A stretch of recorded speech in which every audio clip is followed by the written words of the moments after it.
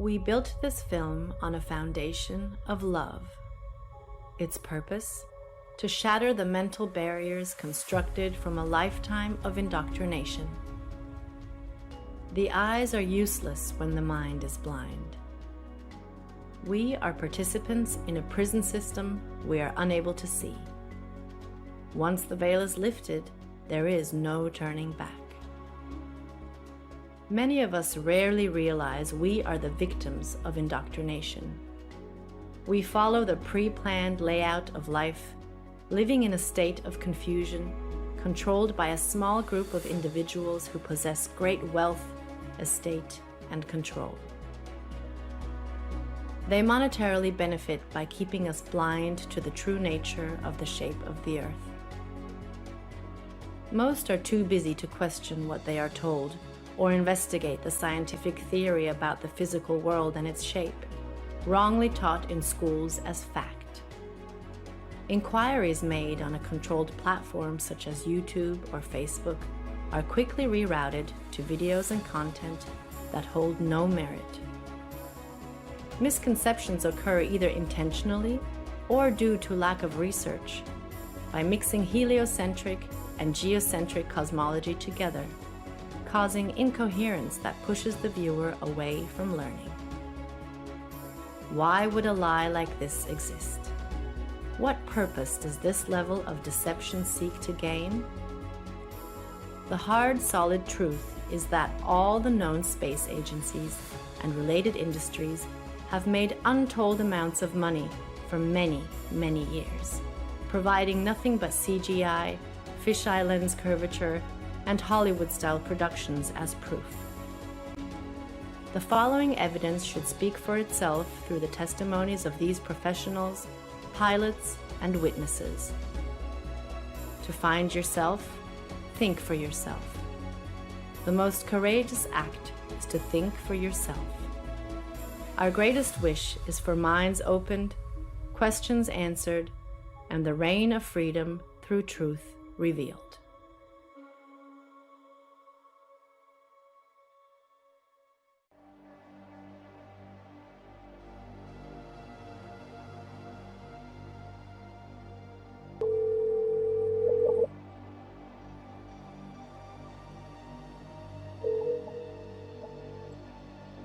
Good afternoon. Hey John, how are you? Pretty good, sir. How's everything there? Everything's good, can't complain. It's kind of windy out. Looks like it's gonna rain. But anyhow, I've been getting hit with these, questions regarding the flat earth. Trying to get information out of me, and I'm not too familiar with the subject. Can you help me out? Yes, sir. Copy that. I'll give you a couple of relatively quick examples that you can also research and elaborate as well. Number one, I'm a pilot, and when I used to fly out of Long Island towards Nantucket, bottom line here is they're going to give you some type of formula for every 100 miles. They're going to give you some type of XYZ per kilometer squared. Keep it very, very simple. Every 100 miles would be approximately 1 mile. 1 mile is 5,280 feet. The actual number is 6666, which is of Luciferian origin, which really reveals who's behind all the conspiracy and cover-ups, for everything. But the bottom line here is a very simple formula is for every 100 miles, you have 5,280 feet, which is 1 mile of curvature. So 100 miles equals 1 mile of curvature. Now, if I'm going, let's say, hypothetically, from Long Island to Nantucket, that's about a buck and a half. It's about 150 miles. So it should be 1.5 miles.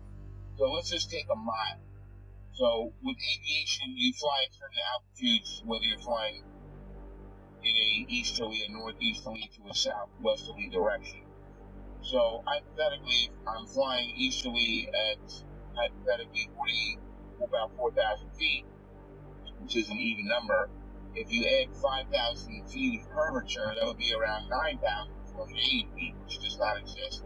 So the bottom line is pilots know every 100 miles that you travel, you would be dipping the nose down to compensate for 1 mile, which is 5,280 feet of curvature. So there's the proof right there that there's something very fishy with this globe Earth situation, because scientifically it doesn't matter.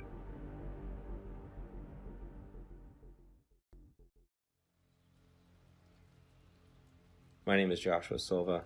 I am a licensed commercial pilot and flight instructor.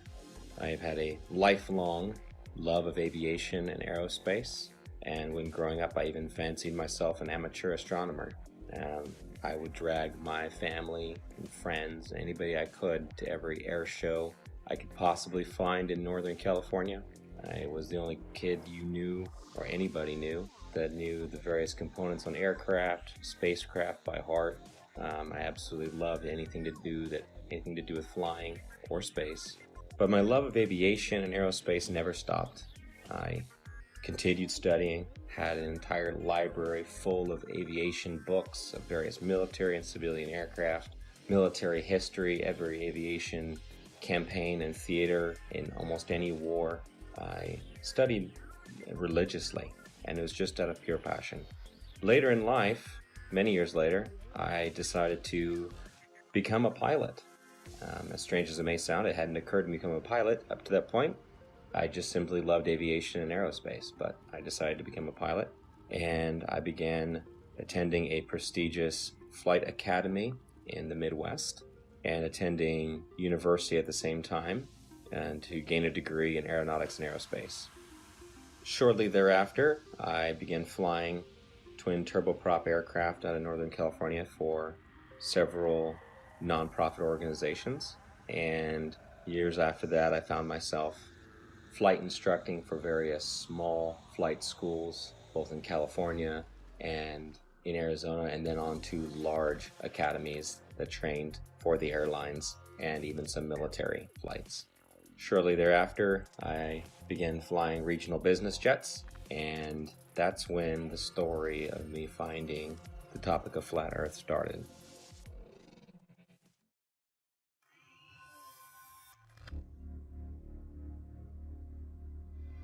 Hola, mi nombre es Héctor Requena. Soy terraplanista desde el 2016.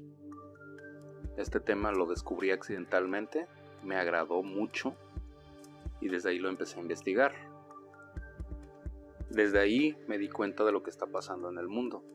Yo fui aviador, me gusta más la palabra aviador que piloto. Yo volé con mi papá desde niño, él era piloto de la Fuerza Aérea Mexicana. Un tema muy curioso que me pasó a mí fue el empezar a conocer cómo funciona el giroscopio. El giroscopio está diseñado para volar sobre un plano, sobre un terreno plano y una tierra que no se mueve. Todos estos temas me llevaron a seguir investigando. Estamos tratando de invitar a la gente a que no se cierre de mente a estos temas, ya que si no nos damos cuenta de lo que está pasando ahorita es por lo mismo, porque la gente está cerrada, se cierra a pensar fuera de la caja.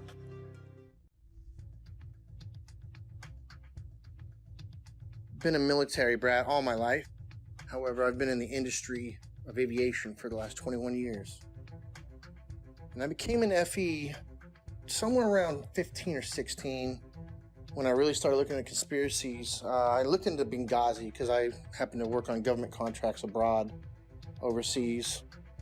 But I've been in aviation for 21 years, anything from helicopters to aerostats to big birds, little birds, fighter jets, things with engines, no engines, big blades, little blades, compressor blades, which, by the way, that one's not a hoax. Jets do not run only on compressed air. Contrary to popular belief, it takes compressed air in a blended ratio of air to fuel to drive the now heated gas and rotate the compressor blades. This has been a topic of discussion between FE and, not everything's a hoax. Coriolis effect. With that ties into, obviously with no spin, around the axis points that they say exist at 23.4 conveniently, 66 off the 90 degrees, right? Everything ties into 666 with NASA and all the BS scientists. Our aircraft have things called ADIs, attitude direction indicator, which gives correlation between the aircraft housing or the shell around the gyro itself. The ADI is nothing more than a gyro that will always reference level. I don't care what any pilot says. I don't care what any mechanic tells you. You know, there's a reason that pilots have one book called a Pilot Operating Handbook, and there's every other book, right? From structures to avionics to wiring diagrams to the actual components that make up these systems. That is a standalone system. The ADI does not lie. You don't care how cold it is, how high you are, and some of these guys are pretty damn high. It doesn't matter where you're going. It doesn't matter where you've been. It doesn't matter where you are over the realm itself.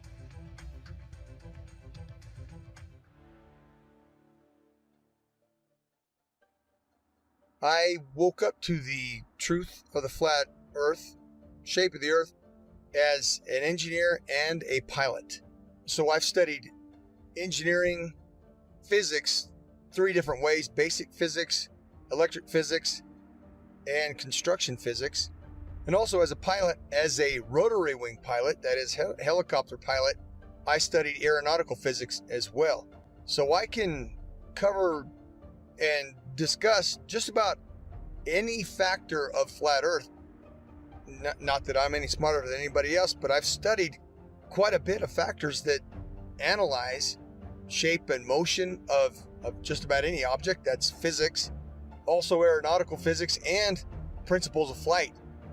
I can tell you this: airplanes fly straight and level. That's even an aviation term, straight and level. Airplanes will fly for hours at the same altitude, never dipping their nose down to follow the curve of the earth.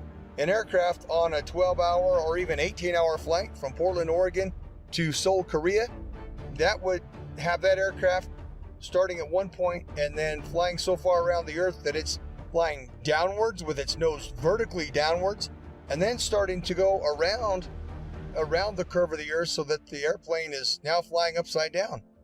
Would have to make that kind of a flight path on a globe, which is, it's such an absurdity.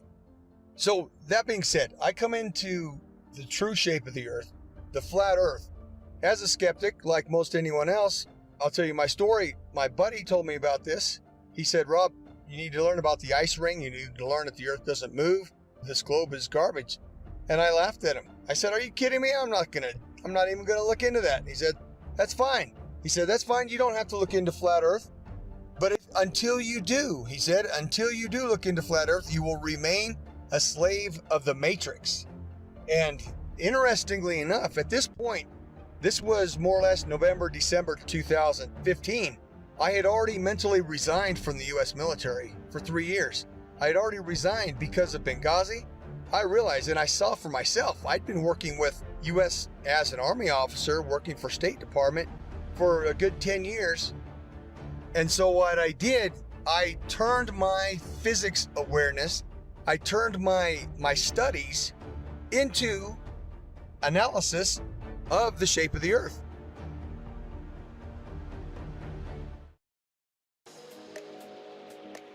I have a bachelor's degree in English and International Business and a master's degree in Emergency Management. Emergency Management is an area of study that deals with lessening the effects of a natural or man-made disaster. Areas I had to study related to emergency management were meteorology, geology, geography, hydrology, and oceanography. You have to know well how Earth works in order to prevent or lessen the consequences of a natural disaster. In 2019, I wrote the book called 16 Emergency Landings Proving Flat Earth. Not many people know that when I was younger, I worked for an international airline. I worked at the International Cargo and Logistics Division of the company at São Paulo International Airport. I had to know all international routes in order to provide our clients the precise information about import and exports, as well as the logistics of transporting cargo internationally. Our company transported from a simple parcel package to cars and helicopters to anywhere in the world. Having access to all areas of the airport in 1988, the Brazilian soccer team was about to board their flight towards Australia to take part of the bicentennial Soccer Cup in Australia. It was a tournament to celebrate Australia's 200th birthday. Two South American teams were invited to take part of this tournament, Brazil and Argentina. At that time, we had access to several maps, all based on the Globe Earth model. The Brazilian squad left to Australia with natural conclusions that this charter flight was going to Australia over the Pacific Ocean, as the global model suggests, perhaps stop in Santiago, Chile, and then head to Australia. To my surprise, the flight went to Los Angeles. For several days, I could not comprehend the reason why that flight went to Los Angeles in North America to then go towards Australia in the Southern Hemisphere. This thing kept alive in the back of our mind for all these years.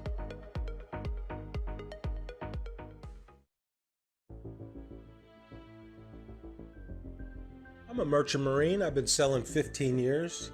I graduated from the Paul Hall Maritime Center out of Piney Point, Maryland. I primarily sell on container ships, tankers, drill ships, military cargo vessels, you name it, I can sell on it. I sell in the capacity of bosun. My whole title is AB Unlimited. That primarily sell deep sea and coastal, meaning up and down the coast, west coast, east coast, and deep sea is out deep sea across to other continents.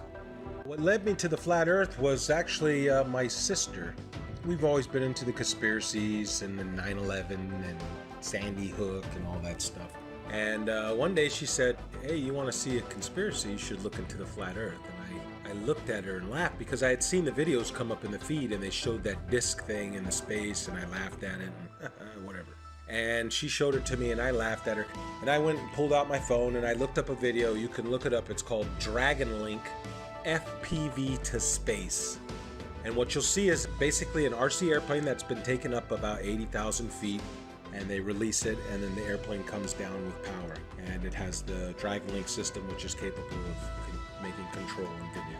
Anyways, but they had a GoPro, so you see this curved globe. And you know, that said it for me. When I saw that, I was like, oh wow, look at that. So I brought that down to her, put it right in her face and said, look at that. And looking back, I remember her smile on it was like, you know, okay, she wasn't gonna argue with me. And she said, okay. Later on, I don't know, a couple days later, whenever, I seen it in there and I said, all right, I had nothing to watch. I hit it on the YouTube and I knew within 10 minutes of it. I forget which one it was. I think it was probably one of the documentaries, but it was almost like I instantly knew. And then what happened was a lot of the proofs that I had were before I was a flat earther, such as seeing contacts at 30 miles out with the naked eye on the horizon, which is impossible on the globe model. So much so, it was me, the third officer, and the lookout. We were standing our watch, and I believe we were in the Mediterranean Sea. Look and watch. I say, okay, we got a contact out there. We look and we try and get it on the radar. We get it at 30 miles out. When the chief mate came up, we had told him, hey mate, we got a contact earlier 30 miles out. He said, bull crap, I don't believe you. And we all looked at each other and shook our heads, said, yeah, they got it. He stormed off the bridge, ran down, came back up. He had the Bowditch, which is a thick green book that's everything you ever need to know about being on the ocean, sailing, navigation, everything. And he comes up and he says, the math doesn't lie. And he slams down this piece of paper and he says, our bridge height is at 100 feet versus how far? 30 miles. It should have been behind like 600 foot of curve. I remember 600 something foot. He had all the mathematical, of course I didn't know, okay, that's good. All right, he must know what he's talking about. But we're looking like, well, I don't know. We got it on the radar. Then the radar must not know what it's doing.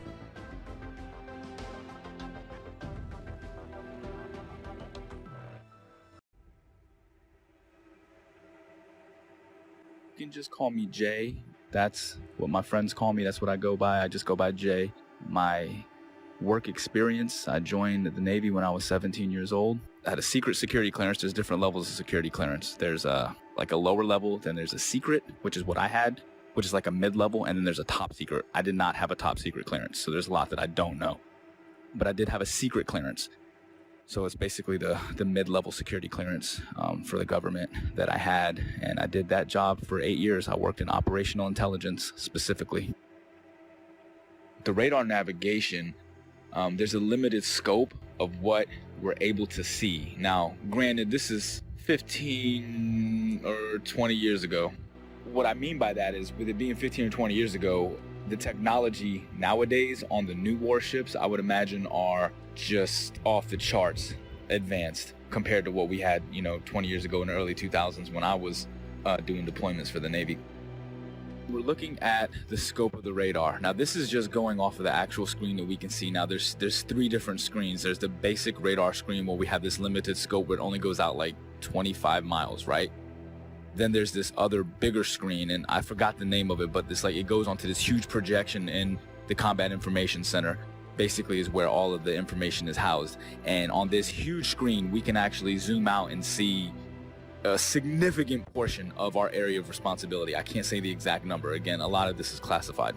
Basically, when we zoom out onto this large projectile screen, it goes in and out, right? So the reason why we're able to zoom in and then pull back out is just for accuracy. So if we're looking at something that could just be like a buoy in the water, right? Just one of the little tiny buoys that the ships can use as kind of placements to track where they're going, that can be mistaken for an actual small watercraft. So we have to be able to differentiate between that and some of the ships that we're looking for, because some of the deployments we're out there looking for drug ships, we're looking for other types of ships, submarines, basically just to keep a track of everything. That's basically what the Navy and Coast Guard do. They want to make sure that they know what's going on in the seas, and that's kind of the way the United States Navy operates.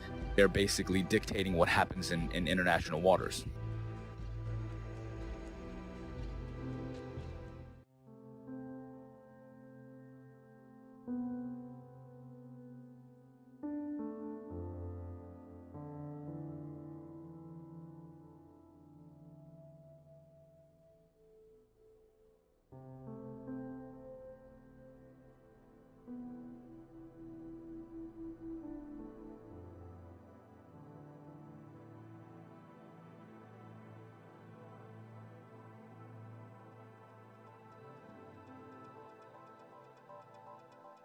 I will be providing my in-depth experience of U.S. Navy submarines and how they prove we do not live on a globe Earth.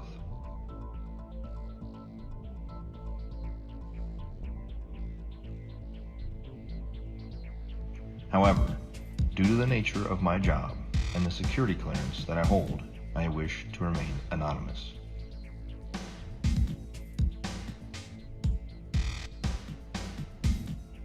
I've worked for the U.S. Department of the Navy as a submarine quality assurance specialist for the last 5 years.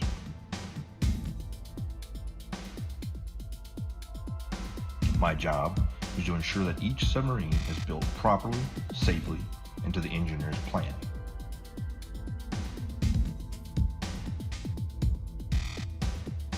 I have an intimate knowledge of every aspect of each submarine being built in the shipyard I work in. Now that you've heard a little bit of my background, let me explain how I arrived at the crazy notion that the Earth is visibly and observably flat. I have always questioned the reality around me since I was little. I never followed anything mainstream, and I was never interested in what the news had to say. As I got older, I started looking into more and more things out of my own curiosity. 9/11, school shootings. I eventually started researching the moon landing because it just never sat well with me. And it didn't take long for me to completely unravel that for the hoax that it is.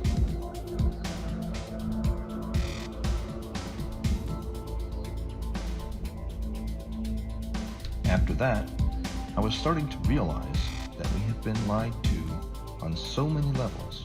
What else could there possibly be? Then I saw a video about the flat Earth pop up on my YouTube recommendations.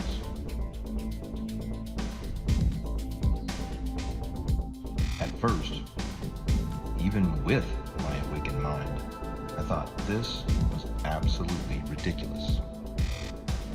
I decided that I'd look into it simply to disprove it and move on. It should be easy, right?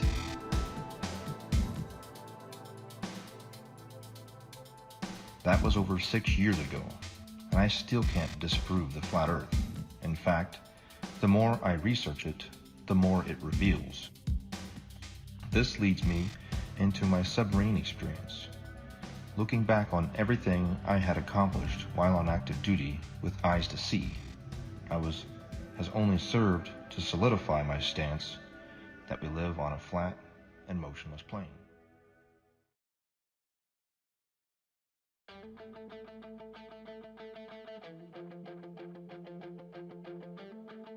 The theory of more land being hidden on Earth as one of the possible motives to hide the fact that the Earth is not a spinning water ball corkscrewing through space is something that many flat earthers have postulated over the years. And I just couldn't shake the concept from my mind where, just like Rear Admiral Richard Byrd suggested during his Antarctic expedition, Operation High Jump, that there is undiscovered land on Earth, and that possibility spawned an idea to write The Elusive Curve, a modern-day quest to discover another world. The Elusive Curve is a fictional novel created to convey a very non-fictional message, that the Earth is a flat, motionless level plane devoid of any curvature. When Max Carter discovers irrefutable proof of the true shape of the Earth, the course of his life drastically changes, and he becomes a man obsessed, convinced that there is more land being hidden beyond Antarctica, and that he is going to reach it. The Elusive Curve debunks typical globe Earth claims, including ships disappearing over the horizon due to the curve of the Earth, the Foucault's pendulum, and the Coriolis effect, whilst presenting flat Earth proofs like visual perspective, level water over vast distances, and long-distance photography, all within the context of Max's varied and colourful relationships.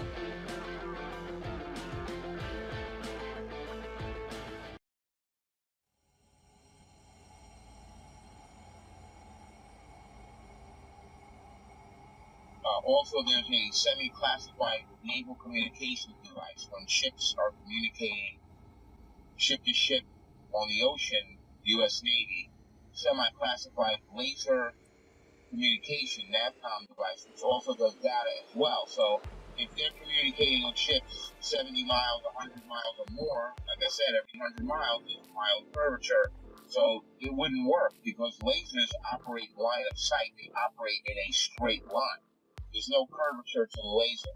So the bottom line here is the naval NAVCOM classified, semi-classified system that they use to communicate ship to ship, that operates on a laser, and if there was curvature, anything over, like I said, 100 miles is 5,280 feet of curvature, and the ship's diameter is nowhere near that, which you know. So there's another example, the naval NAVCOM communication device. Also, there's a woman, female KLH pilot, KLH Dutch Commercial Airlines. She got fired from her job a while back for questioning this issue. Now, they didn't throw her out of the company, but they gave her like a desk job, so this way they kind of keep her around and quiet so they can control. But she's a very sane and rational woman. If they ask her, what happened, and she starts talking, it's going to raise serious questions. So we got the KLH pilot, we got the laser NAVCOM, U.S. Navy. We've got my personal experience flying from Long Island to Bangkok. There should be at least 5,280 feet of curvature added to the 4,000 altitude average while heading easterly. So there's something very wrong there. The numbers don't work. Could the Earth actually be flat? I began to see opinions and arguments that seemed logical, but I heard several arguments, which I now know were most likely disinformation, easily disprovable in the aviation world, but there were some that stuck with me. And so, myself being the way I am, I ran quickly, metaphorically, to my old textbook, and I opened my old textbooks, found them, unpacked them, cracked them all open, and even downloaded brand new copies in PDF form offline of all these books to make sure that nothing had been changed. I thought for certain that I knew exactly what compensation pilots are trained while flying to compensate for the spin or the rotation of the Earth, for instance. As far as falling around a globe, I assumed in my mind would be an aircraft's angle of attack, but upon more study I found that not to be true.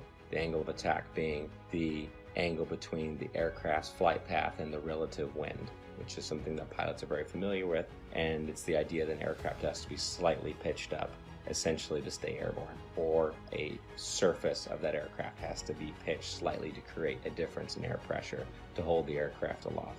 And that is assumed, or was assumed at that time by myself and other pilots, to be the compensation one would make for falling around a globe while flying, period. But upon further research, I found that this was not the case, and it was not even mentioned anywhere. This compensation was not mentioned anywhere I could find in any resource that I had gone to flight school with. And they were extensive. There were many, many books, especially as one progressed towards the commercial flying side, especially elective courses, especially if you're going to university as I was studying aerospace, then you would assume, and I had assumed, that this was calculated for. Again, as far as ADIs, in every aircraft, it references the level horizon or references sea level always. There's no way that you can convince somebody of sound mind that if you take off from New York and immediately flip upside down, now your housing or your ADI is referencing upside down to you because you're upside down. It's right side up. It cannot deviate off level. It doesn't matter how much fuel you got in your tanks. It doesn't matter if you're a helicopter or an aerostat or a fighter jet. That gauge will always reference level. It has to, because otherwise it would be a poor reference. And if you could manipulate it, why would you even have it in the airplane or your aircraft? But if you go take off 2 miles away, do a barrel roll, you're now flying upside down. At what point does that gauge show you back right side up? A half a hemisphere away? Is that what we're led to believe? Is that what we're supposed to believe? At what point does it right itself if you never flipped back over and continue flying level? You see what I'm saying? It's ridiculous. It's ludicrous to think that thing compensates for curvature in straight and level flight.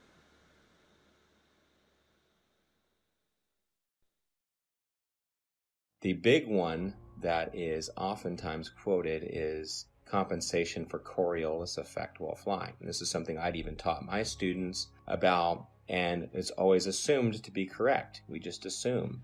We're given the narrative from a young age, and everything is built upon that assumption, upon that theory.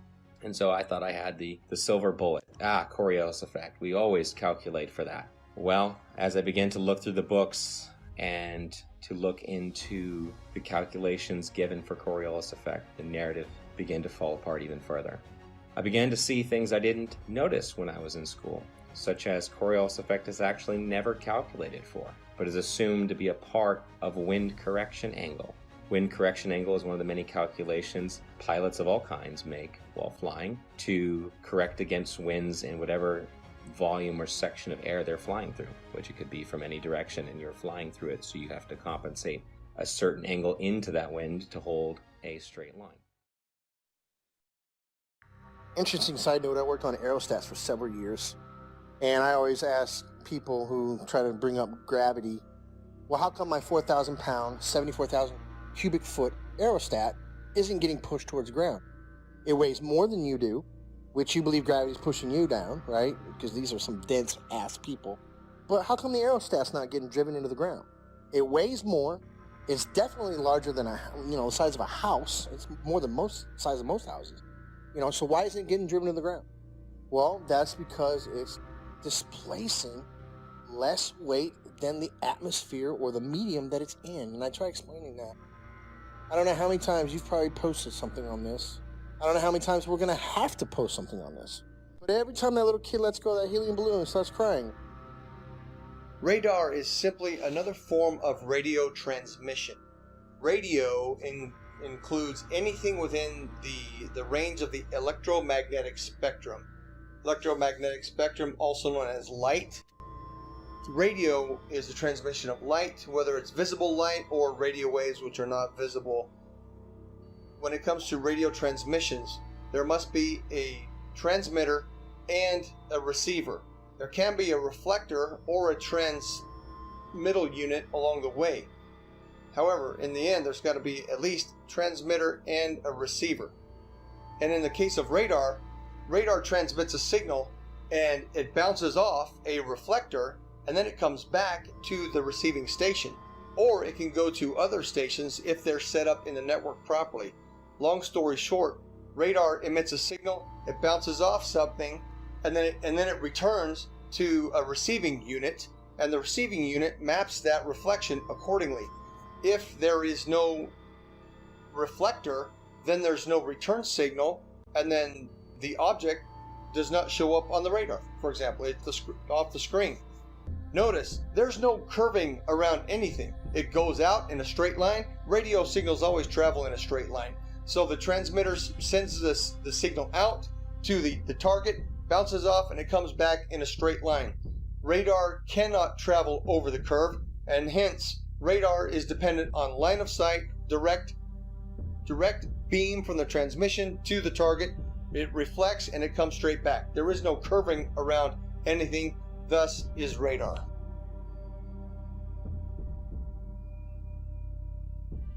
Also, radar works in straight lines. The radar is incapable of curving around a curve, picking up and bouncing back the reflection of what it's picking up. So if you can imagine a ship on the other side of the curve, we'll say 30 miles, 40 miles out, it sends out the radar beam. The radar beam is supposedly curving around this ball, bouncing back, and then bouncing the reflection, curving back around to be picked up by the radar. That's not happening. It's flying out straight, and when it picks up something, it hits it back. It's not going around any curve. That's plain and simple. That can be looked up on your YouTube and see how radar waves work. They don't go around the curve. Every diagram shown will show you straight lines. They don't show you curved lines. As we zoom out to look at the larger scope of things, once we verify that, we're able to zoom out over a large distance. Now, over this screen, at the time, I was like 18 or 19 years old, all right, when I was doing this job.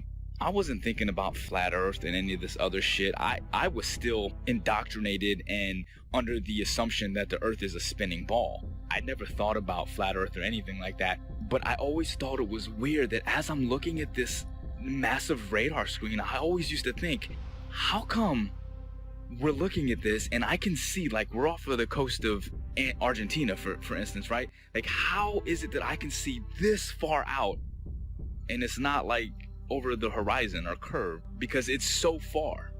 Like I said, we use a lot of these other link signals, and they're called links. They go by different names. I can't say the code names. Some of them I forgot. Some of them are, again, this is classified information. I can't give any specifics on these. But some of the links that we use, not only do we speak to the actual ships and track them, but we speak to aircraft, 10,000, 20,000, 30 and higher, 30,000 feet and higher is what I'm saying. It's not just a matter that they're 30,000 feet directly. It's not like they're directly above the ship. This is what's interesting, is this aircraft could be 50, 60 miles away and 30,000 feet in the air. So you understand, like, the angle that you have to take to be able to track this aircraft from a ship that's moving on the water? Think about that for a second.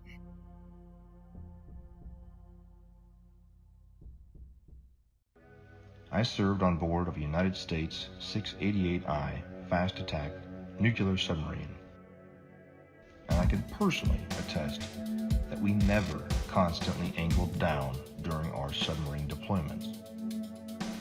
One of our longest transits went from the Gulf of Oman around the southern tip of Africa and back to Connecticut. We were underwater for almost 3 months straight. My job on board as a radioman meant that I spent a lot of time both in the radio room and in the control room. The control room is where they navigate and drive the submarine.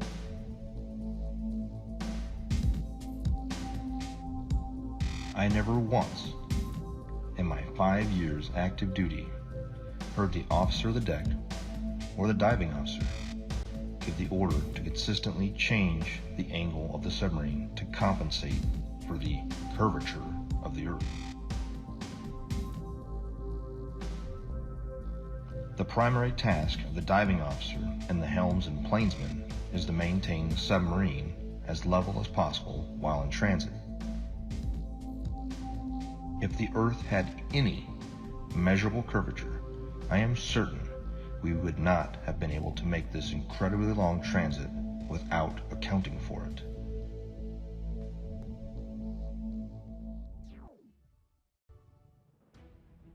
And then the big one is given after that. Well, GPS auto corrects for it. And that sent me down yet another path. GPS auto corrects for it. If it's a satellite-based system, how is it correcting for spin if it's also spinning over the same body? And why are there large gaps in GPS coverage over large oceanic bodies? Do they just turn them off? It's just not worthwhile? There have been enough aviation accidents at sea, very far from shore, that would say otherwise. And if you gave the American taxpayers, the ones funding these satellites that are supposed to track aircraft, the information that, well, we're just shutting them off because it's not worthwhile, those 3 or 4 jets full of hundreds of passengers just have to use other navigation methods such as dead reckoning, which is basically using a stopwatch and guessing to the next checkpoint, essentially. If you were to tell them that, they would be infuriated. So that could not be the case. Coverage was a problem. Even over large and non-densely populated areas, you would lose GPS coverage, even in jets at times. So this began to unravel the thread of satellites and satellite timing, and the fact that many reels of footage show these satellites being launched by balloon rather than by rockets. How the concept of these rockets doesn't even work to make it past the atmosphere, much less leave something in perfect geosynchronous orbit. I actually had the privilege of working a short time at a satellite manufacturing company in Northern California. Got to see the assembly and participate in the assembly of satellites, space-based satellites, or so they are said. There would be small bottles encased in these structures that were encased by another structure. The small bottles were the fuel cells. These fuel cells were incredibly small, smaller than a diver's tank in most cases, much smaller.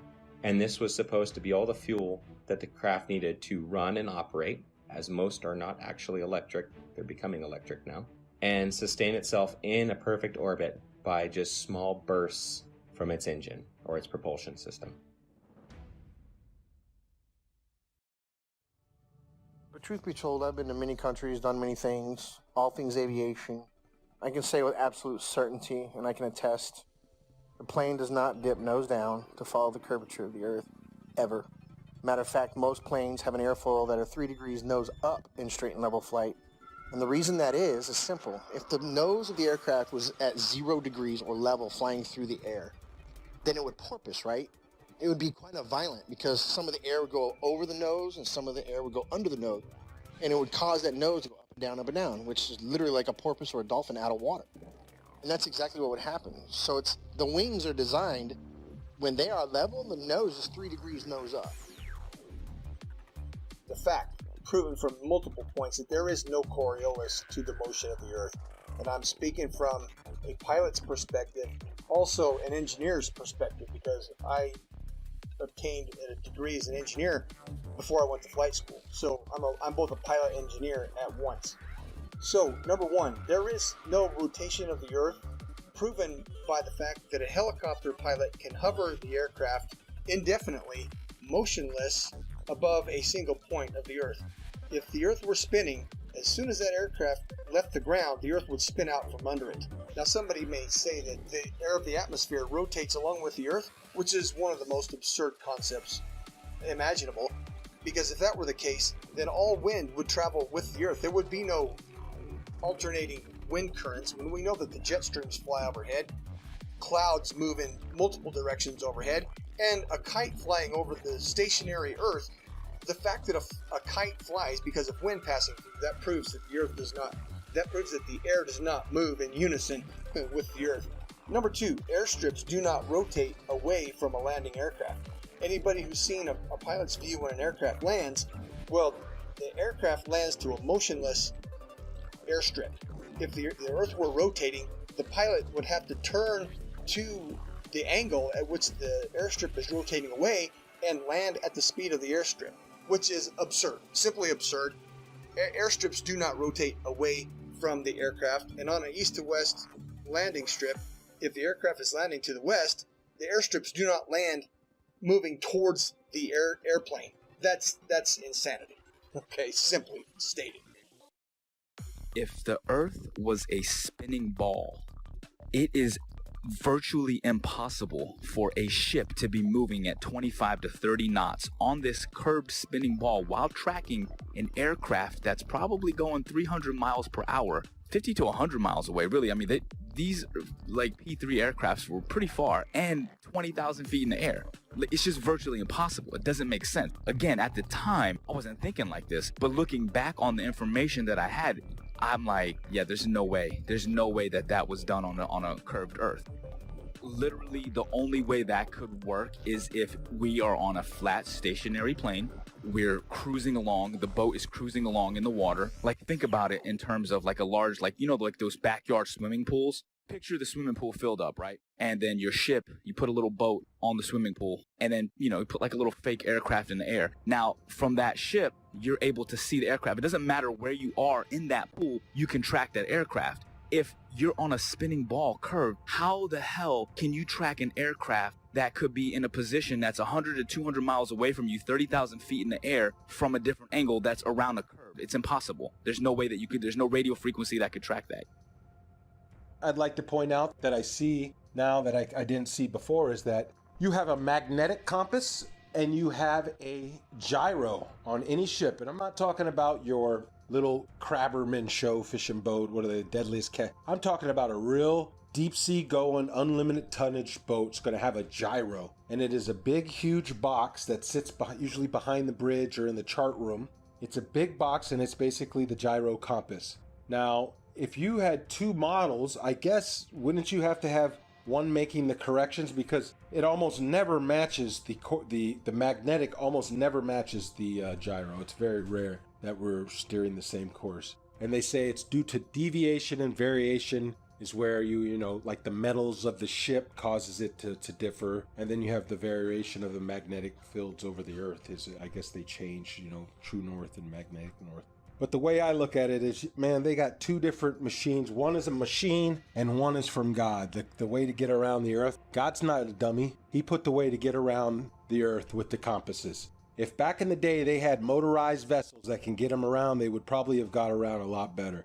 But they were at the mercy of the wind. People say, oh, they didn't know their way, or, you know, they were using the stars and stuff, and they, you know, so I just believe that the two compasses, the gyro compass that's electronic, and then our regular compass is because they are switching the ways, you know, the maps. There's two different ways to get around the earth. You're tricking us. Here is another flat earth proof that I never noticed while I was on active duty, thanks to years of indoctrination. Periscope observations.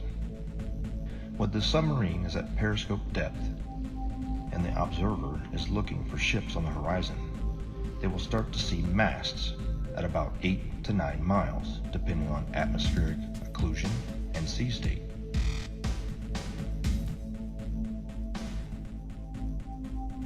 The hull of the ships won't be visible until about 5 miles, depending on atmospheric occlusion and sea state. At 9 miles away, the target should be 26 feet behind the curve, but this isn't what's observed.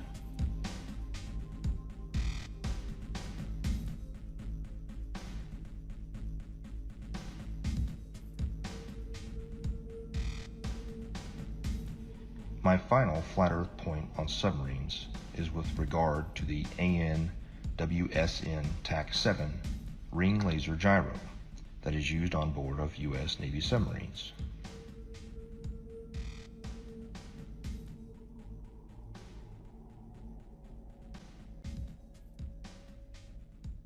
A typical gyroscope, like the ones used on board of an aircraft, is a device used for measuring or maintaining orientation and angular velocity. It is either a spinning wheel or disc with a counterweight in which the axis of rotation is free to assume any orientation by itself.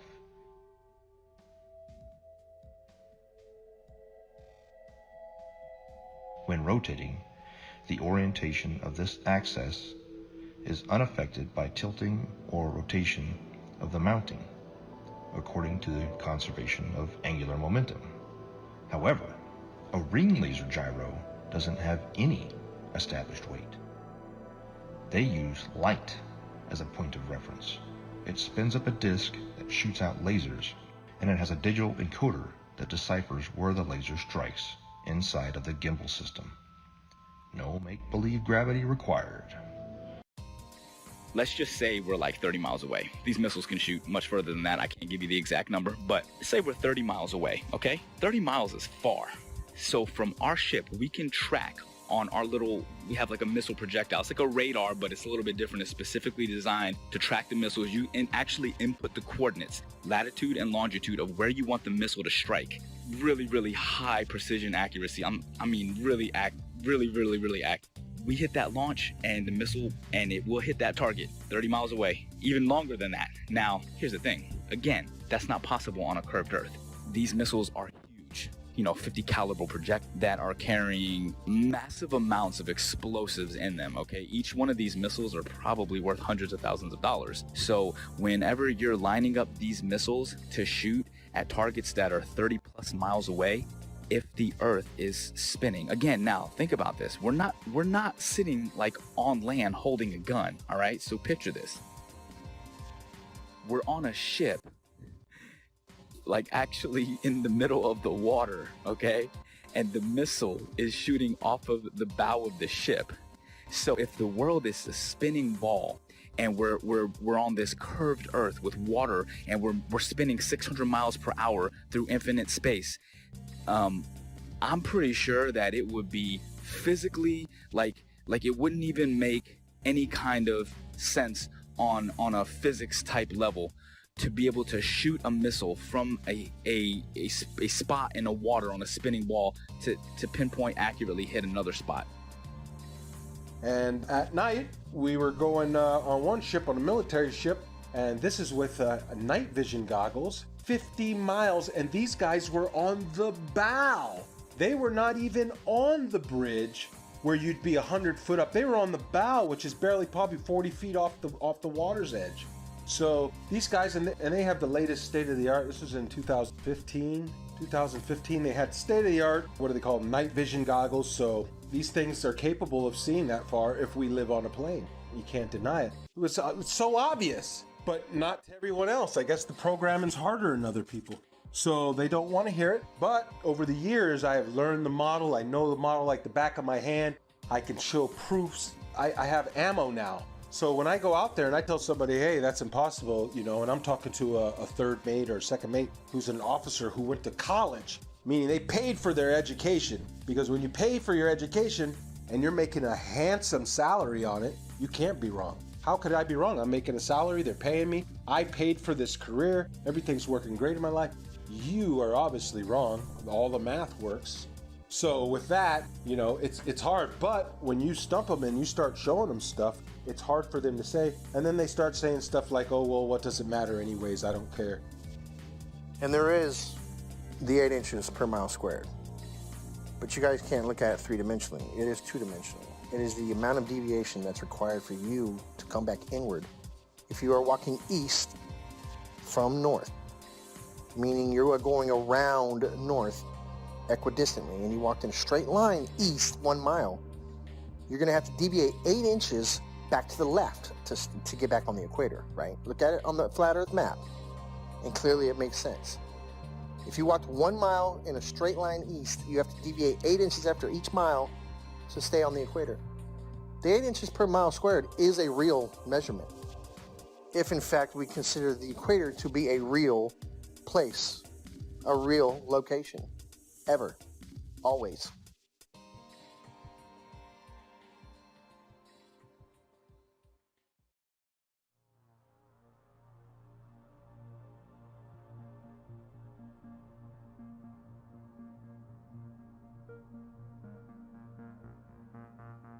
In 2015, I came across YouTube's suggestions for Flat Earth videos.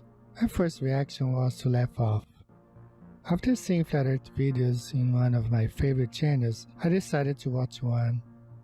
When I came across a Flat Earth map, which I had never seen before, it immediately sparked me to look at that flight route Rio, Los Angeles, Sydney.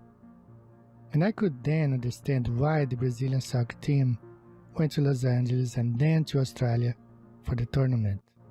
The Earth is flat, no doubt about it. The following weeks and days were followed by more research and disbelief.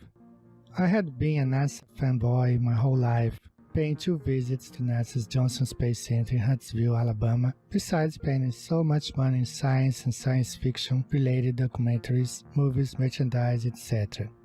But a waste of time. I also tell mates about they lay down and we use all our charting is done on flat maps, straight lines. They never draw a curved line. Every line is straight. Straight lines, everywhere we go on a flat map. And I try to point it out to them. And what they tell me is, Mr. Marcator has put all that in there for you. It's all equated in there for you. You don't have to worry about it. All the curvature calculations for it and everything's figured right into the map. So the straight lines and everything are actually bending somehow. I don't know. So these are just the proofs that I see. Along with, you can see the corpuscular rays are much betterly observed out at sea because it's nothing. It's like a desert. And so you can see the sun like a flashlight just shining down in a cone. Everywhere, if there's a little bit of where clouds are right, it looks like a cone, and I point it out all the time to these guys. And I get them thinking, but you know, the programming goes hard on people, and if you're not ready to wake up, well, you're not ready to wake up. You'll just have 1 foot in, 1 foot out. You'll be back in the illusion before you know it. The narrative began to fall apart. I would continue studying and finding that what I fear to be true is reality, that we have been lied to about just about everything. Upon researching military history and then military training and speaking with military gunners in both the Army and the Marine Corps that I know personally, I would ask them about Coriolis effect. And it was always assumed that, yeah, we compensate for the Earth being, you know, a curve, that it would drop. We calculate for the Earth curvature. But even upon asking and having them look into their materials further and my own personal study, again, it found to be an assumed truth with no actual basis in reality, that they would calculate bullet fall based upon angular velocity, drop, friction, amongst other things, and curvature was supposed to be just corrected along with it, just like flying, wind correction angle corrected for Coriolis effect. I've done many of them personally. I've flown more than 1,070 hours in both helicopters and airplanes, and I will tell you factually that aircraft meet their checkpoints, they take off, they meet their checkpoints, and they land exactly as planned on a flat stationary map. No pilot, I say again, no pilot has ever accommodated for the rotation of the Earth when planning flights and takeoff to checkpoints along the way, and then landing. Pilots can plan so well that they can take off and land hundreds of miles away down to within 30 seconds of their planning because the Earth simply does not rotate. A waypoint would be like this. Like, let's say we're out in the middle of the water and we want to hit a target that's like directly to our west, 15 miles away. But that target is able to track our missile coming at them. We don't want that target to know where the missile's coming from, so we can put in waypoint. And a waypoint would be like putting a point out like 20 miles east, and then another point like 15 miles north, and then another point like 10 miles south of that, and then put in our target. You see what I'm saying? So the missile doesn't go directly from the ship to the target. The missile will actually fly to the latitude and longitude of the waypoints that are put in, and then it will curve from there, and it will hit all the waypoints and then attack the target. How is that possible on a spinning Earth? If the Earth is moving at 600 something miles per hour, or whatever they say it is, there's no way that missile could stay. There's no way that missile would be able to keep track. Do you understand what I'm saying? At least that's how I'm looking at it. It may be a little bit harder to visualize if you actually weren't seeing it the way that I would see it, or there, or understanding and putting in the coordinates, or seeing how this actually worked out. But I'm telling you, like, from my perspective, that is one of the things that makes it virtually impossible to accept the globe as this, well, It's a fake lie. It's a theory. It's garbage is what it is.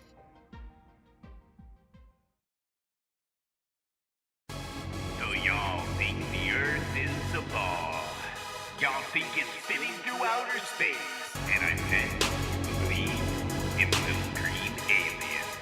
Well, actually, the Earth is flat. Here I'll give you facts, all the math, science, and all of that. Whatever you need to believe. Come on, can't you see that a submarine couldn't use a periscope, nor a plane use a gyroscope? But Huey doesn't adjust for the Coriolis or sniper looking down the scope. This is all hard to take in and hard to cope, but I hope that I've given enough rope to explore the rabbit hole that our Earth is not a ball and it's not spinning through outer space. If someone wants to prove me wrong, please give me a name and we can debate it all day, anytime, and with real test measurements and evidence. Stop lying to world's nations. We have real science to back our observations. Don't believe in the indoctrination of the people, cause they don't want you to believe that the Earth is level. Don't believe in the indoctrination of the people, cause they don't want you to believe that the Earth is level. Dig deeper, be a rebel, then dig deeper than a shovel. Keep your mind level, it's flatten the curve and lighten the herd. Give the truth what it deserves, tell about what we actually observe. Like a boat going out of sight, if you get your zoom and focus right, it'll come back into light. Just use a laser beam and you will see that water never bends but always finds a flat resting position. 71% water can't make up a ball or a pear, so let me make this clear and get it into your ear. You're in great fear of stepping out of the box. They're keeping food stamps in our socks. They are the slyest of the fox in a controlled illusion of evolution. That's nothing made everything and no proof of creation in this pseudoscience indoctrination. No meaningful salvation, but let's believe in gravity with no proof of how it picks and chooses what can rise and what can fall on this crazy thing we call a spinning ball. Don't believe the indoctrination of the people. They don't want you to believe the Earth is level. Don't believe the indoctrination of the people. They don't want you to believe the Earth is level.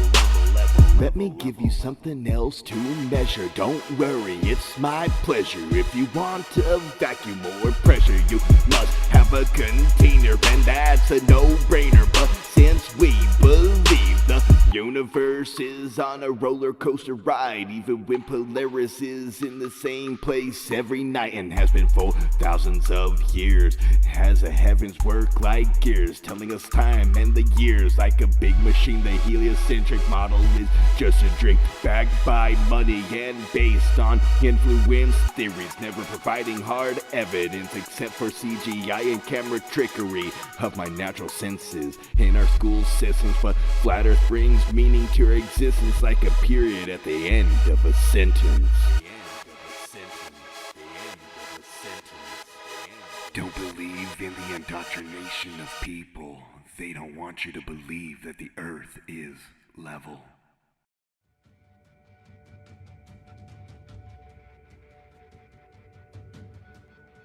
When it comes to a deception this big, it's hard to dismiss. And for the people that say, I don't see how this would affect me either way, you don't know. It's like telling me about Argentina when you've never been there. Or it's like telling me about owning a Corvette when you've never driven one. You haven't experienced it.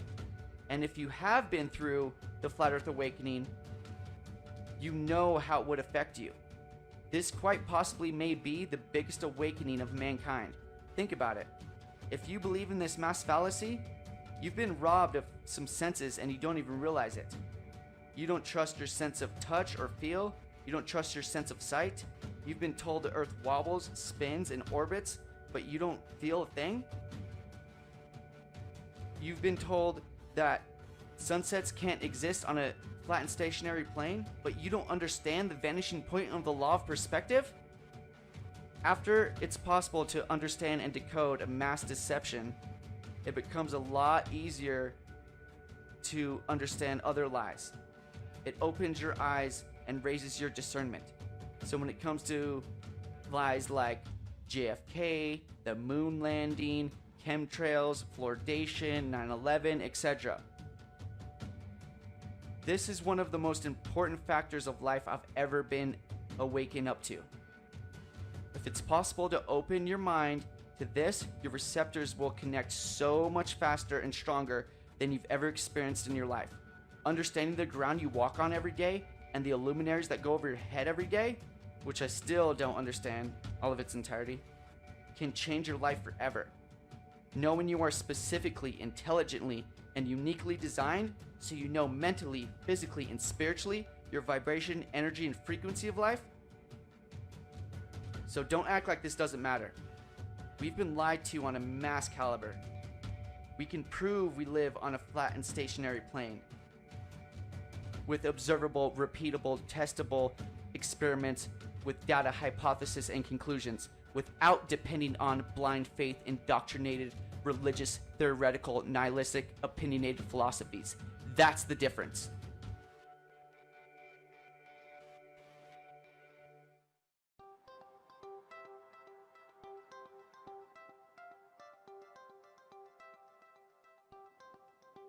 Is it possible that almost everything that we were taught from the time of our innocent adolescent time as children to the completion of our chosen path of studies in college was not only incorrect, but was part of an educational doctrine of spiritual disconnectedness from what truth is and what our reality in the world that we occupy today?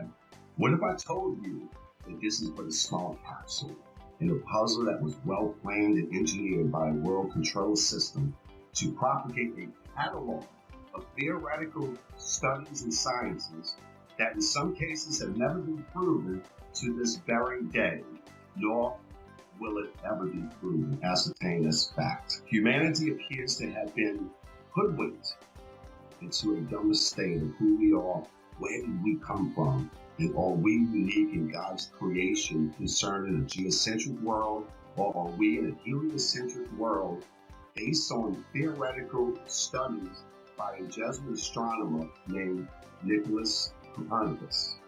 He suggested this in 1543. His works were not released until after he died because he himself didn't believe in the spin ball theory either that is taught still today at the highest levels of education. On my book, which is the variously planned agenda that has gone on for 474 years, seems to be threatened to become full disclosure of the biggest lie in the history of mankind that is kept by the world's oldest secret society called the Freemasons. The very uniqueness of humankind was spelled out correctly by our Creator that the earth was the center of the universe, and that He created the sun and the moon as well as the stars and the constellations that revolve around the earth, with Polaris being the north magnetic pole big star. How could space possibly exist when you and I have never been in our entire lives seen a real photo of what our own world looks like?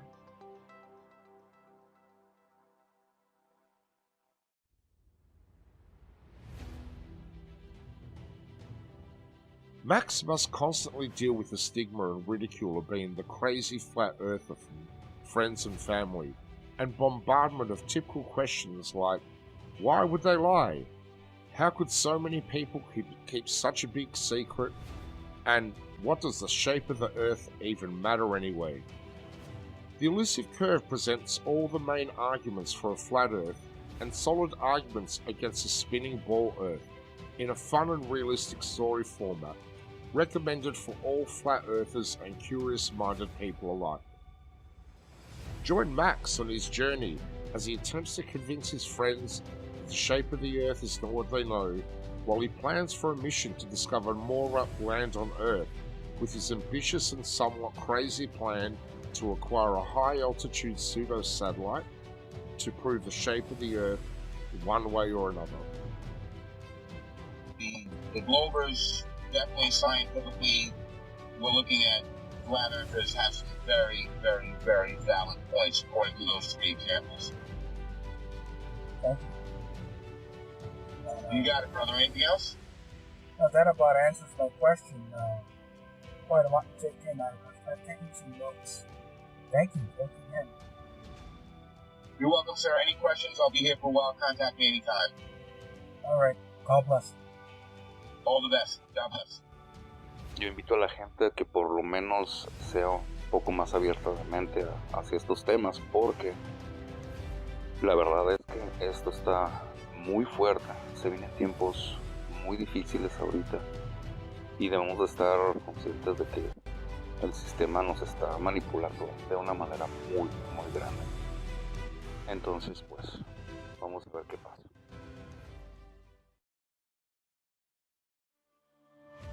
So that began my journey down the flat earth. And since that point, I've only found more and more voices, more and more educated people, educators, professionals who are beginning to shed light on this subject in ways that I can only begin to imagine. But I'll never forget the day that I realized my plane wasn't falling around a globe, that I could look out the cockpit window, 185 degrees plus field of vision at 40,000 feet, and not see one iota of drop, but nothing but a flat, beautiful, motionless plane. The assumed calculations that we made that were compensating for Earth rotation were just a part of a calculation based upon wind speed and the angle we had to hold in order to fly against that wind and go in a straight line to our destination. It's one of the most freeing truths I've ever experienced, because in some small way, the idea that these other conspiracy theories and things we've been lied to about are true. But this biggest one is the biggest truth of all. We've been lied to about everything. It means we can start over. We can start again. At this time, at this point in our history, we are uniquely positioned to make that change. And if I can make one statement to the people out there, it's simply this. That's it. That it's level. You cannot fall off the edge of an in-ground pool. It is level. Where you put your feet in the water in France, it's the same height that you're going to put your feet in New Jersey and Brazil. Do some research. This is not the only thing out there that needs to be researched, unlearned and relearned. The Department of Education, founded by Rockefeller in 1908, did a good job of proving that the mode of ignorance that he calls his education board, you are the proof it's working.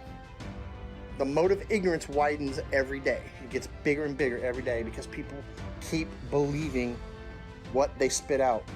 Unlearn. Thinking outside the box. The box is the cap that you got at graduation. So understand that for the first 18 years of your life, you didn't learn the truth about anything. You were simply told, and you got a reward for repeating it. Now it's time to think for yourself. It's time to do research and do your own testing. Be your own white coat.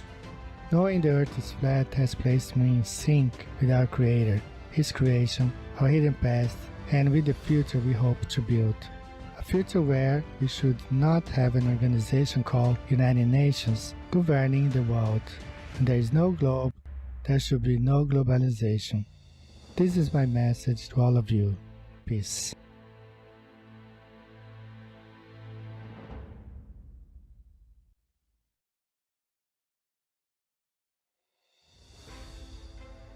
My message to the people is that if you're watching this documentary and it strikes a chord with you, research it. Find out more about it. So my message is research it. Get all the ammo you can, because if you try and go out and tell your family member or friends or coworkers, and you try and tell them this, hey, that, they're going to laugh at you. And if you don't have the ammo to defend it or the right content to show or to start a kindle a fire with somebody's interest, if you don't have that, you're going to get laughed. I made the mistake of when I just knew it. Right when I seen that video, I said, okay, it makes so much sense. I knew it right away. I went and tried to tell everybody before I knew. I just blurted out little proofs. Airplanes don't dip their nose, the water lies, and they'd hit me with some of that science stuff, that pseudoscience, and I couldn't defend it, and I would look like a fool. And then when I had the knowledge, it's harder to defend it because they've already don't take me serious. But now I've gained such a knowledge on it and such what you would call ammo that I can defend it in a way that you're going to get one of these reactions. well, what does it matter if it's round or flat? My life doesn't change, doesn't matter, either way. That's how you know that you're striking a chord. Their ego doesn't have anywhere else to go. So from there you can work on them. But like I said, learn the model, learn to defend the flat earth model before you tell your coworkers, loved ones, or anybody, for that matter that you don't know, because people you think that you know well are going to look at you like you're crazy. And unfortunately, that's due to the programming, and everybody believes one thing, so how dare you believe another? You got to fall in line.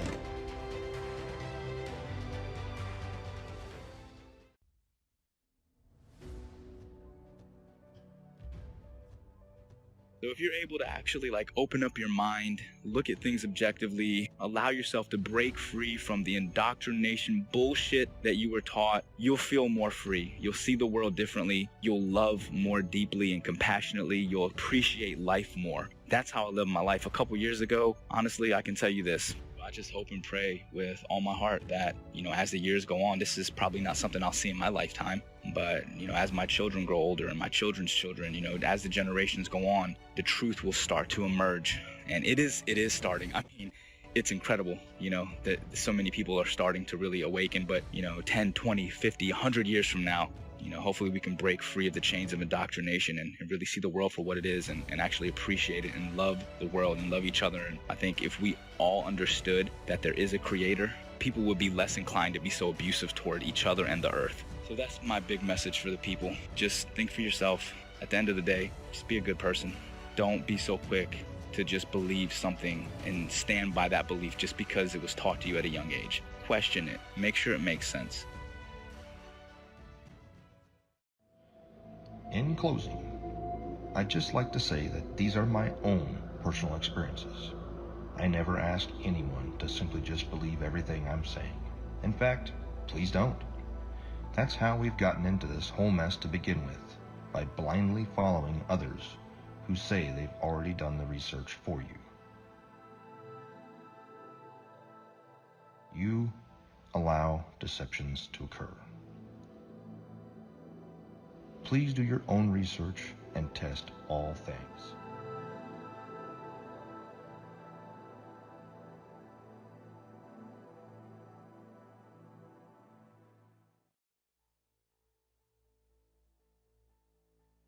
All space agencies are part of the cover-up because they are also Freemasons. It is my consensus that space is fake.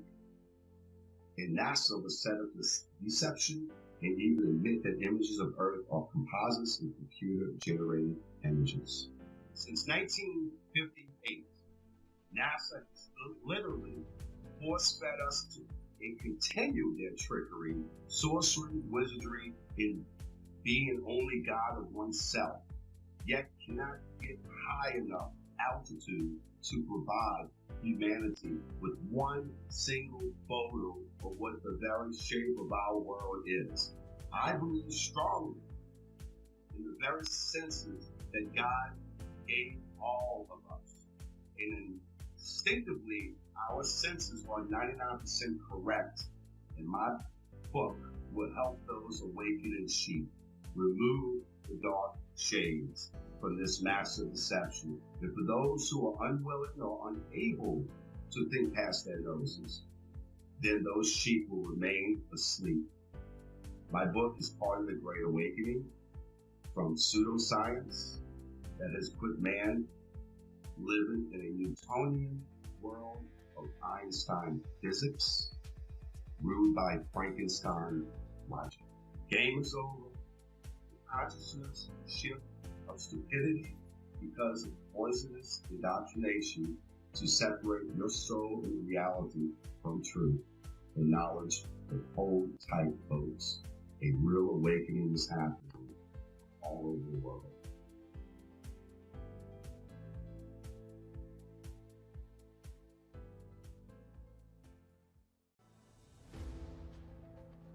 The curve of the Earth, the spinning ball, as well as evolution, dinosaurs, nuclear bombs, and everything else that they teach in the schools that's not founded on scripture. Number one, it's mathematical, geometric, geospatial, geophysical, and in all other respects, The spinning ball Earth is a scientific absurdity, provable by observation and measurement and repeatable science experiments. The spinning ball Earth does not exist. There is no curve to the Earth. There is no Coriolis. There is no such thing as a spinning ball Earth. And at the end, the Bible, which was a textbook, and I say again, a scientific textbook written long before any of the universities we have today, the Bible says the Earth is flat and stationary. So therefore, we can dispense with all of our science school learning that doesn't agree with the Holy Scripture. The Holy Scripture tells us that the Earth is flat and stationary. All of our measurements, and indeed our personal senses, tell us that the Earth is not moving. There is no curve to the Earth. Jesus Christ is the Son of God. The Holy Scripture tells us the nature of the Earth. The Earth is flat and stationary. Pride, ego, and reputation are three characteristics I see in every spinning ball believer. Let your pride down, knowing you've been heavily deceived your entire life. Let your ego be washed away, knowing it's possible you've been manipulated on such a scale as this. And stop caring what people think about you. I'm not saying be as external and abrasive as some of us. Just realize that yes, we are human and we can be programmed to think certain ways, but also know we can be unplugged and become critical thinkers, observers, and researchers without being told what and how to think.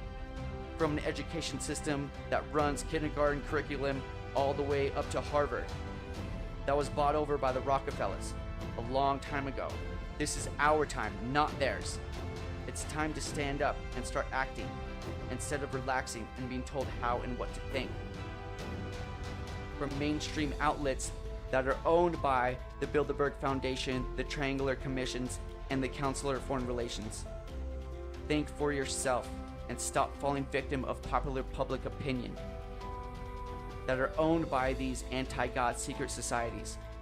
In my in particular gifted opinion, the most precious gift God gave us is free will, but it's up to us to choose what's right and what's wrong, what's light and what's dark, what's positive and what's negative, what's yin and yang, what's in motion and stationary, what's flat and what's round, what's good and what's bad. We can't tell you what to do. I can lead you to knowledge, but I can't make you think. It's your choice to take the blue pill and go back to sleep, or to take the red pill and stay awake the rest of your life, knowing you are chosen. Because many are called, but few are chosen. And I promise you, once you go flat, you do not go back.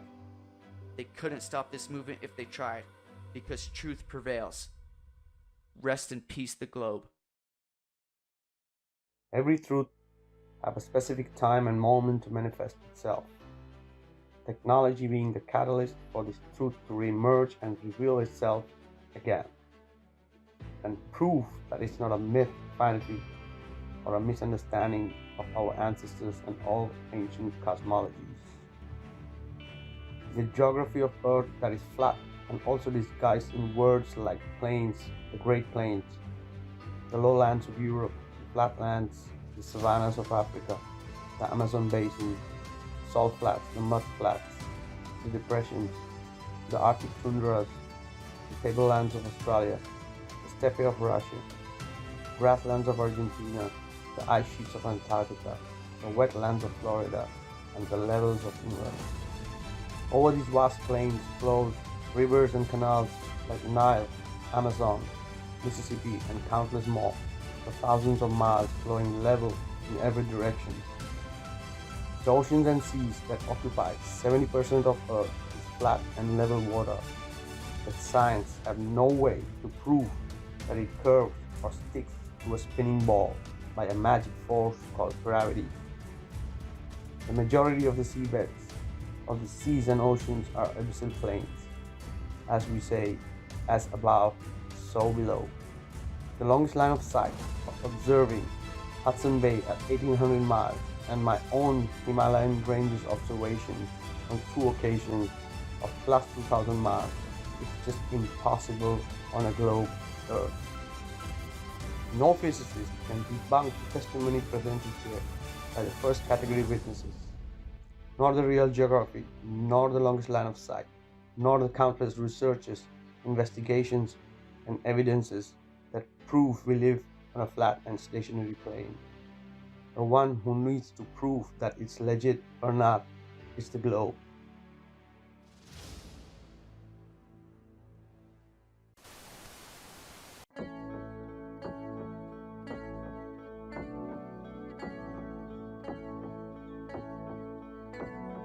Wonderful, magical, celestial light, fantastical, mystical, wonderful sight.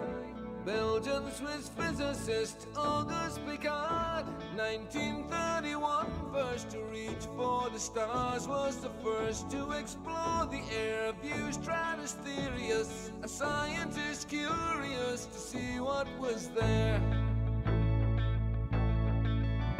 An aluminium black ball gondola, helium balloon, hydrogen with photos and instruments, sailed towards the moon, rose in just half an hour, 52,000 feet, 10 miles up, 10th air pressure, left for dead, trapped in heat and cold, but disproving gravity. Wonderful, mystical, beautiful sight, flat line separation of black from blue light, a world run by deceivers, false make-believers, hiding in shadows, stealing our light. Mystical, fluorescent light, wonderful, magical, awesome, yes, stealing our light. Wonderful, let there be light, supernatural, eternal, immanent. Up we go, higher than rainbows, higher than mountains, above cumulonimbus, higher than air, high level horizon, 360 around us, but right round behind us, any height that you dare. The sun and the moon both revolve above around us, to forever show time pass intelligently there. You'll never beat us, you'll never defeat us, no more you deceive us, see through you like air. Kipper and Picard were the first ever known to reach up there. Divine, luminescent light, mystical, wonderful, celestial light. So what was their eternal testimony? What did they report back to humanity? Said it seemed like a flat disk far as eyes can see, with an upturned edge fading into infinity. A mystical, ethereal, celestial sight, a divine creation, a clockwork of light, designed hid by deceivers and false make-believers, still cowering in shadows, still fearing our light. Here we go, higher than Everest, higher than airplanes, above zero cumulus, higher than air, a level horizon, 360 around us, no motion beneath us, no spinning, no fair. Stars on the firmament, turn all around us, to forever show time pass geometrically there. You'll never beat us, you'll never defeat us, forever beneath us, we see through you like air. Mystics on a luminous light, fantastical, magical, bright, we see through you like air. Magical, angels of light, beautiful, wonderful, celestial light. The first to see truth when they reach for the stars, explorers and physicists, Kipper and Picard.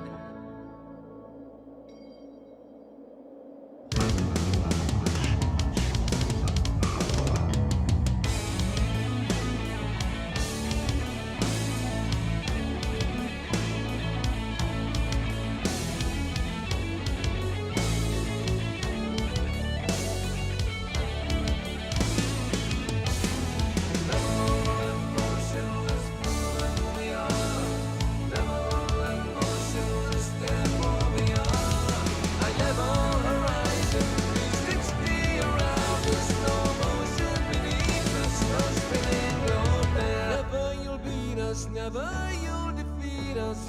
forever beneath us. We see through you like air.